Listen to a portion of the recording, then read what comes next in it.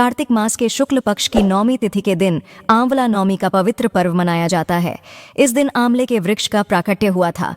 कार्तिक मास के शुक्ल पक्ष की नौमी तिथि से लेकर पूर्णिमा तिथि तक भगवान विष्णु आंवले के वृक्ष में निवास करते हैं, इसलिए इस दिन आंवले के वृक्ष की पूजा अर्चना की जाती है।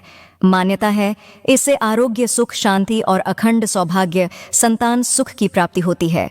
इसे अक्षय नवमी भी कहा जाता है। कहते हैं इस दिन आंवले से कुछ खास उपाय करने पर माँ लक्ष्मी अक्षय पूर्ण प्रदान करती हैं, यानी जिसका कभी नाश नहीं होता। आंवला नवमी के दिन श्री हरि को आंवला अवश्य अर्पित करें और फिर आंवले का दान करें। मान्यता है इससे देवी लक्ष्मी अति प्रसन्न होती हैं और धन्य धान से घर भर देती हैं। परिवार में सुख समृद्धि का वास होता है। आंवले के जल से स्नान करने से दरिद्रता दूर होती है तथा सब प्रकार के ऐश्वर्य प्राप्त होते हैं। आंवले के वृक्ष का दर्शन, स्पर्श तथा उसके नाम का उच्चारण करने से वरदायी भगवान श्री विष्णु और मां लक्ष्य अनुकूल हो जाते हैं। आज के दिन आंवले के वृक्ष के नीचे भोजन करना अति उत्तम माना गया है तथा आज के दिन आंवले का सेवन अवश्य करना चाहिए। तो आज मैं आपको सुना रही हूँ आंवला नवमी की 4 कथाएं। इन कथाओं को सुनने से अनंत फलों की प्राप्ति होती है। साथ ही साथ भगवान श्री लक्ष्मी नारायण जी की असीम कृपा प्राप्त होती है। तो आप लोग बड़ी ही श्रद्धा और प्रसन्न चित्त मन से इन कथाओं को पूरा अवश्य सुनिए। प्राचीन समय में एक आंवलिया राजा था। वह रोज 1 मन सोने के आंवले दान करता था और उसके बाद ही भोजन करता था। एक बार उसके बहू बेटे सोचने लगे कि अगर यह रोज इसी तरह दान करता रहा तो एक दिन सारा धन समाप्त हो जाएगा। एक दिन उसके एक पुत्र ने राजा से कहा कि आप आ का दान बंद कर दें, नहीं तो सारा धन खत्म हो जाएगा। यह सुनकर राजा व रानी महल छोड़ एक उजाड़ स्थान पर आ गए और आंवला दान न करने की स्थिति में उन दोनों ने भोजन नहीं किया। यह देख भगवान सोचने लगे कि यदि हमने इसका मान नहीं रखा तो संसार में कोई हमें कैसे मानेगा। भगवान ने राजा को सपने में कहा कि तुम उठो और देखो कि तुम्हारी पहले जैसी रसोई हो गई है और आंवले का पेड़ भी लगा है, दान करके तुम भोजन कर लो। राजा ने उठकर देखा तो पहले जैसा राजपाट हो गया है और सोने के आंवले का वृक्ष भी लगा है। यह देख राजा रानी दोनों ने 1.25 मन सोने के आंवले तोड़े और उनका दान करके फिर भोजन किया। दूसरी ओर राजा के बेटे व बहू से अन्नपूर्णा का बैर हो गया। यह देख आसपास के लोगों ने उनसे कहा कि पास ही जंगल में एक आंवल राजा है, तुम उनके पास चले जाओ, वह तुम्हारा कष्ट दूर कर देंगे। बहू बेटे राजा के पास सहायता के लिए पहुंचे और रानी ने उन दोनों को पहचान लिया। रानी ने राजा से कहा कि इनसे हम काम लेंगे, लेकिन काम कम कराएंगे पर मजदूरी ज्यादा दे देंगे। एक दिन रानी ने बहू से कहा कि मेरा सिर धो दे। बहू सिर धोने लगी और उसकी आंख से आंसू निकलकर रानी की पीठ पर गिर गया। रानी ने कहा कि मेरी पीठ पर आंसू क्यों गिरा, मुझे इसका कारण बताओ। बहू बोली कि मेरी सास की पीठ पर भी ऐसा ही मसा है जैसा आपकी पीठ पर है। वह रोज 1.25 मन सोने के आंवले का दान करते थे, जिससे हमने सास ससुर को घर से निकाल दिया। बहू के आंसू देख रानी ने कहा कि हम ही तो तुम्हारे सास ससुर हैं। भगवान ने हमारा सत रख लिया और हमें फिर से सब कुछ दे दिया, जिसकी वजह से हम दान कर रहे हैं। हे भगवान, जैसे आपने राजा रानी की सुनी वैसे ही आप सभी की सुनना बोलिए। श्री राधा कृष्ण भगवान की जय। आइए अब आंवला नवमी की दूसरी कथा को सुनते हैं। एक व्यापारी और उसकी पत्नी जो काशी में रहते थे, उनकी कोई संतान नहीं थी। इसी कारण व्यापारी की पत्नी हमेशा दुखी सी रहती थी और उसका स्वभाव भी चिड़चिड़ा हो गया था। एक दिन उसे किसी ने कहा कि अगर वह संतान चाहती है तो वह किसी जीवित बच्चे की बलि भैरव बाबा के सामने दे, इससे उसको संतान की प्राप्ति होगी। उसने यह बात अपने पति से कही, लेकिन पति को यह बात फूटी आंख भी नहीं भाई। पर व्यापारी की पत्नी को संतान प्राप्ति की चाह ने इस तरह से बांध दिया था कि उसने अच्छे बुरे की समझ को ही त्याग दिया और एक दिन एक बच्चे की बलि भैरव बाबा के सामने दे दी, जिसके परिणाम स्वरूप उसे कई रोग हो गए। अपनी पत्नी की यह हालत देख व्यापारी बहुत दुखी था। उसने इसका कारण पूछा। तब उसकी पत्नी ने बताया कि उसने एक बच्चे की बलि दी थी, उसी के कारण ऐसा हुआ है। यह सुनकर व्यापारी को बहुत क्रोध आया और उसने अपनी पत्नी को बहुत मारा। पर बाद में उसे अपनी पत्नी की दशा पर दया आ गई और उसने उसे सलाह दी कि वह अपने इस पाप की मुक्ति के लिए गंगा में स्नान करें और सच्चे मन से प्रार्थना करें। व्यापारी की पत्नी ने वही किया। कई दिनों तक गंगा स्नान किया और तट पर पूरी श्रद्धा के साथ पूजा की। इससे प्रसन्न होकर माता गंगा ने एक बूढ़ी औरत के रूप में व्यापारी की पत्नी को दर्शन दिए और कहा कि उसके शरीर के सारे विकार दूर करने के लिए वह कार्तिक मास के शुक्ल पक्ष की नवमी के दिन वृंदावन में आंवले का व्रत रख उसकी पूजा करें तो उसके सभी कष्ट दूर होंगे। व्यापारी की पत्नी ने बड़े विधि विधान के साथ पूजा की और उसके शरीर के सभी कष्ट दूर हो गए। उसे सुंदर शरीर की प्राप्ति हुई, साथ ही उसे पुत्र की भी प्राप्ति हुई। तभी से महिलाएं संतान प्राप्ति की इच्छा से आंवला नवमी का व्रत रखती हैं और आंवले की वृक्ष की पूजा करती हैं। बोलिए श्री राधा कृष्ण भगवान की जय, माता लक्ष्मी की जय। आइए अब आंवला नवमी की तीसरी कथा को सुनते हैं। एक कथा के अनुसार एक बार जगत गुरु आदि शंकराचार्य जी भिक्षा मांगने एक कुटिया के सामने रुके। वहां एक बूढ़ी औरत रहती थी जो अत्यंत गरीबी और दयनीय स्थिति में थी। शंकराचार्य जी की आवाज सुनकर वह बूढ़ी औरत बाहर आई। उसके हाथ में एक सूखा आंवला था। वह बोली, महात्मा, मेरे पास इस सूखे आंवले के सिवाय कुछ भी नहीं है जो आपको भिक्षा में दे सकूं। शंकराचार्य जी को उसकी स्थिति पर दया आ गई और उन्होंने उसी समय उसकी मदद करने का प्रण लिया। उन्होंने अपनी आंखें बंद की और मंत्र रूपी 22 श्लोक बोले। यह 22 श्लोक कनकधारा स्त्रोत के श्लोक थे। मां लक्ष्मी ने दिव्य दर्शन दिए। इससे प्रसन्न होकर मां लक्ष्मी ने उन्हें दिव्य दर्शन दिए और कहा कि शंकराचार्य, इस औरत ने अपने पूर्व जन्म में कोई भी वस्तु दान नहीं की थी। यह अत्यंत कंजूस थी और मजबूरीवश कभी किसी को कुछ देना ही पड़ जाए तो यह बुरे मन से दान करती थी। इसलिए इस जन्म में इसकी यह हालत हुई है। यह अपने कर्मों का फल भोग रही है, इसलिए मैं इसकी कोई सहायता नहीं कर सकती।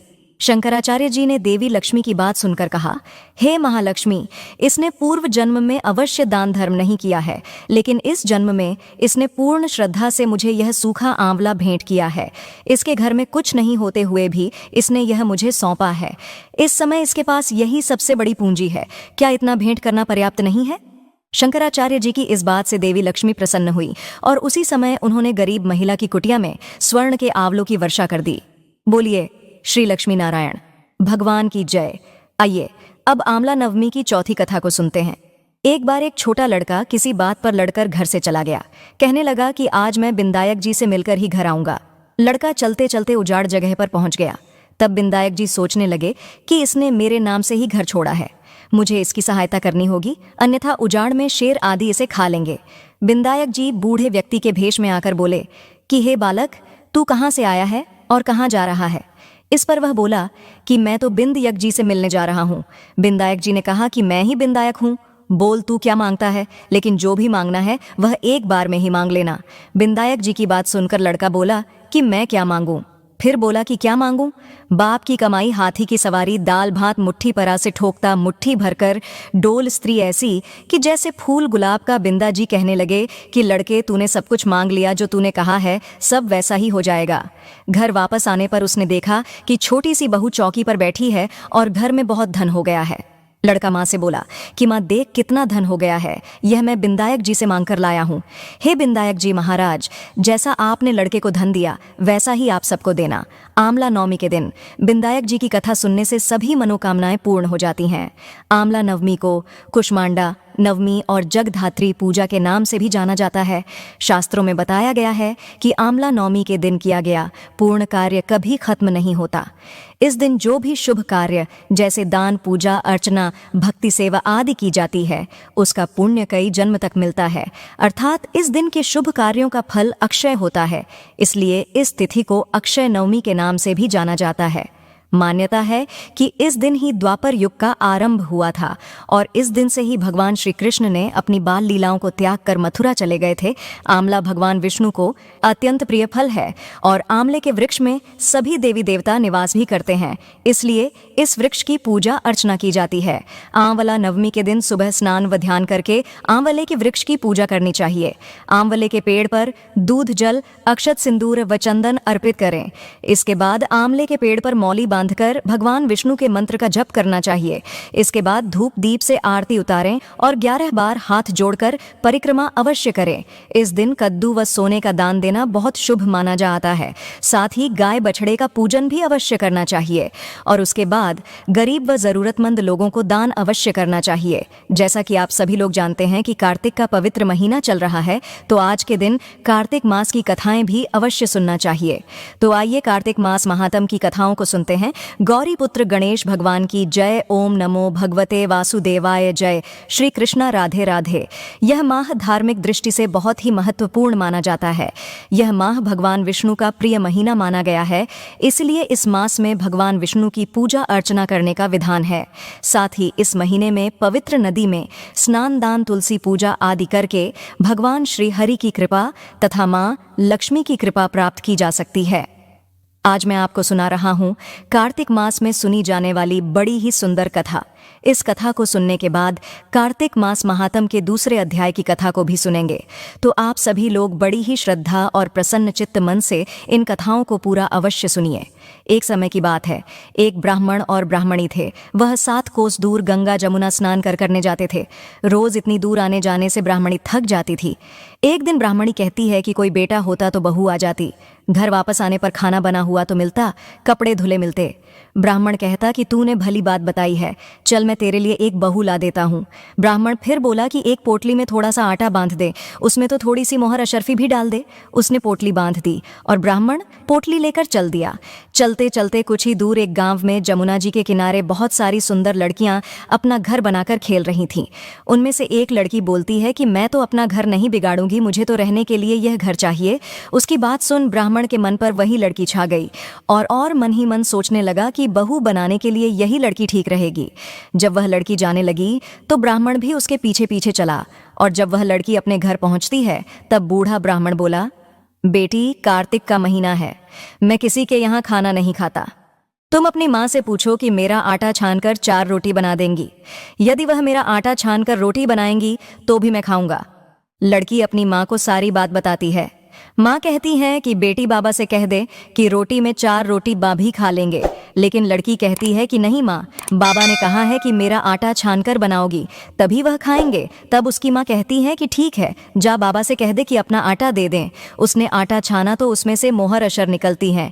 वह सोचती है कि जिसके आटे में इतनी मोहर अशरफी है उसके घर न जाने कितनी असरफ होंगी। जब ब्राह्मण रोटी खाने बैठा तो लड़की की माँ बोली, बाबा तुम लड़के की सगाई करने जा रहे हो। बाबा बोले कि मेरा लड़का तो काशी बनारस पढ़ने गया हुआ है, लेकिन अगर तुम कहो तो मैं खांड कटोरे से तेरी लड़की को ब्याह कर साथ ले जाऊं। लड़की की माँ बोली, ठीक है बाबा, और वह ब्याह करके ले आया। घर आकर बोला, रामू की माँ दरवाजा तो खोल कर देख, मैं तेरे लिए बहू लेकर आया हूँ, आकर बहू का स्वागत सत्कार करो। ब्राह्मणी बोली, दुनिया ताने मारती थी, अब तुम भी ताने मार लो। हमारे तो 7 जन्म तक कोई बेटा बेटी नहीं है, तो बहू कहाँ से आएगी। ब्राह्मण बोला, ना, तू दरवाजा तो खोल। ब्राह्मणी ने दरवाजा खोला तो सामने बहू खड़ी देखी। तब वह आदर सत्कार से बहू को अंदर ले आई। अब जब ब्राह्मण ब्राह्मणी नहाने जाते तो बहू घर का सारा काम करके रखती, खाना बनाती और सास ससुर के कपड़े धोती और रात में उनके पैर दबाती। इस तरह से काफी समय बीत जाता है। सास बहू को सीख देती है कि बहू चूल्हे की आग ना बुझने देना और मटके का पानी खत्म ना होने देना। एक दिन चूल्हे की आग बुझ गई। बहू भागी भागी पड़ोसन के घर गई और बोली, मुझे थोड़ी सी आग दे दो, मेरे चूल्हे की आग बुझ गई है। मेरे सास ससुर सुबह 4 बजे से बाहर गए हुए हैं और वे थके हारे वापस आएंगे, मुझे उनके लिए खाना बनाना है। तब पड़ोसन कहती हैं, अरे तू तो बाबली है, तुझे तो यह दोनों मिलकर पागल बना रहे हैं। इनका ना कोई बेटा है और ना ही कोई बेटी है। बहू बोली, ना, आप ऐसा मत बोलो, क्योंकि इनका बेटा काशी बनारस पढ़ने गया है। यह सुनकर पड़ोसन फिर बोली, अरे तुझे यह झूठ बोलकर लाए हैं, इनका कोई बेटा नहीं है। अब बहू पड़ोसन की बातों में आ गई और कहने लगी कि अब आप ही बताओ मैं क्या करूं। पड़ोसन कहने लगी, करना क्या है, जब सास ससुर आए तब जली फूकी रोटी बना देना, अलनी पलोनी दाल बना देना, खीर की कड़छी दाल में और दाल की कड़छी खीर में डाल देना।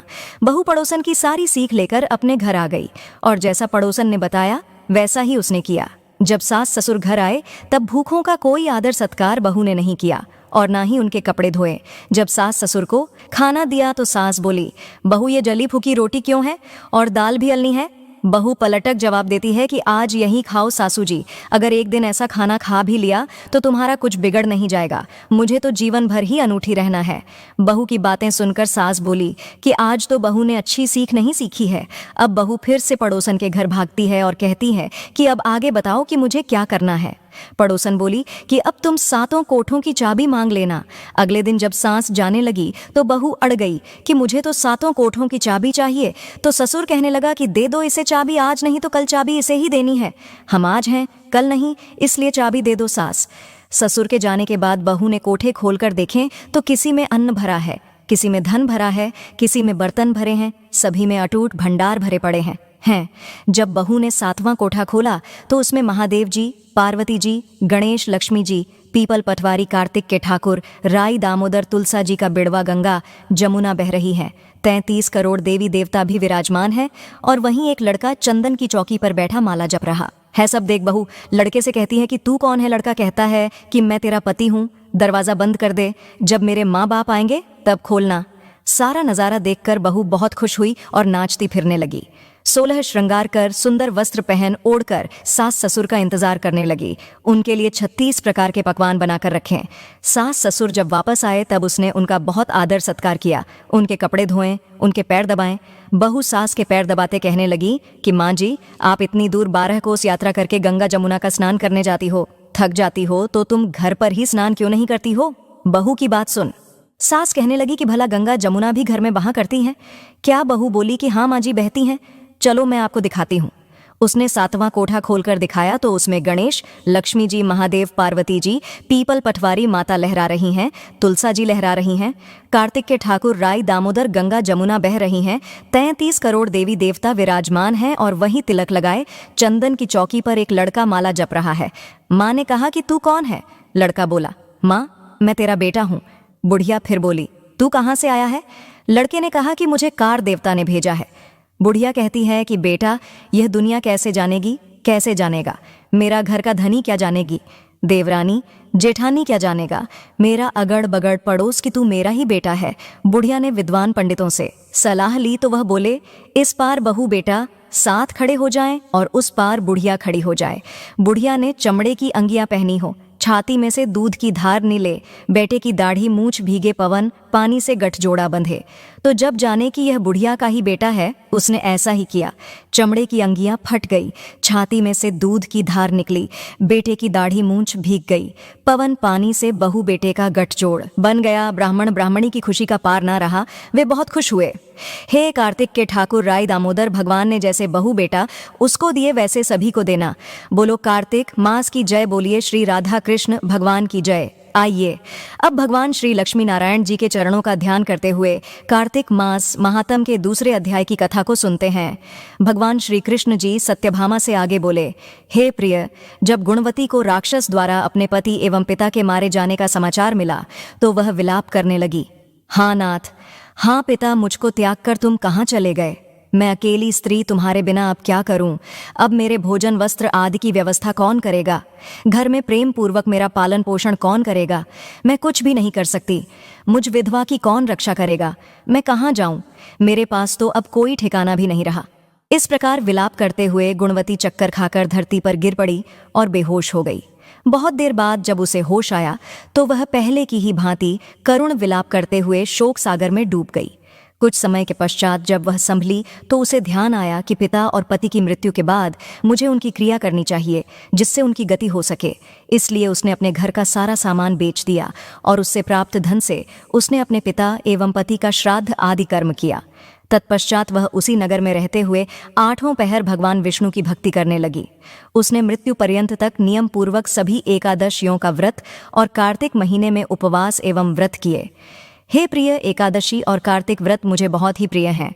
इनसे मुक्ति, भुक्ति, पुत्र तथा संपत्ति प्राप्त होती है। कार्तिक मास में जब तुला राशि पर सूर्य आता है तब ब्रह्म मुहूर्त में उठकर स्नान करने व व्रत व उपवास करने वाले मनुष्य मुझे बहुत प्रिय हैं, क्योंकि यदि उन्होंने पाप भी किया हो तो स्नान व व्रत के प्रभाव से उन्हें मोक्ष प्राप्त हो जाता है। कार्तिक में स्नान, जागरण, दीप दान तथा तुलसी के पौधे की रक्षा करने वाले मनुष्य साक्षात भगवान विष्णु के समान है। कार्तिक मास में मंदिर में लगाने वाले, स्वास्तिक बनाने वाले तथा भगवान विष्णु की पूजा करने वाले मनुष्य जन्म मरण के चक्कर से छुटकारा पा जाते हैं। यह सुनकर गुणवती भी प्रतिवर्ष श्रद्धापूर्वक कार्तिक का व्रत और भगवान विष्णु की पूजा करने लगी। हे प्रिय, एक बार उसे ज्वर हो गया और वह बहुत कमजोर भी हो गई।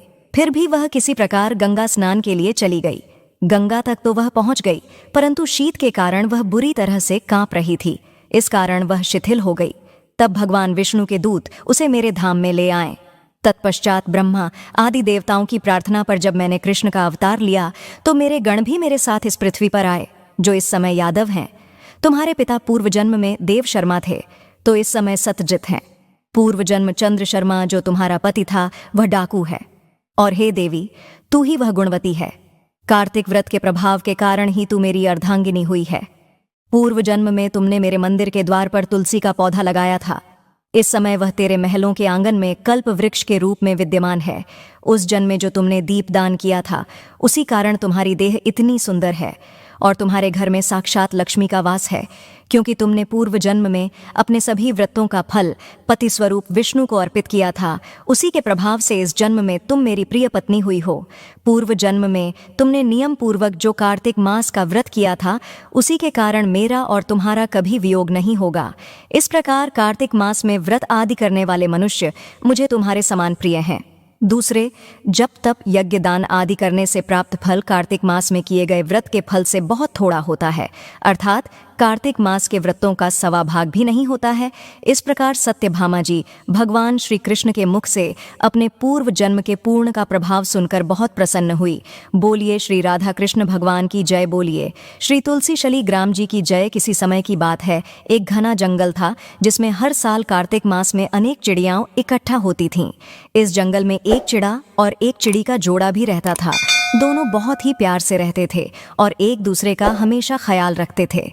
एक दिन कार्तिक मास के पूर्णिमा के अवसर पर चिड़ा ने चिड़ी से कहा, आज रात हम दोनों मिलकर गाना गाएंगे और चांदनी रात का आनंद लेंगे।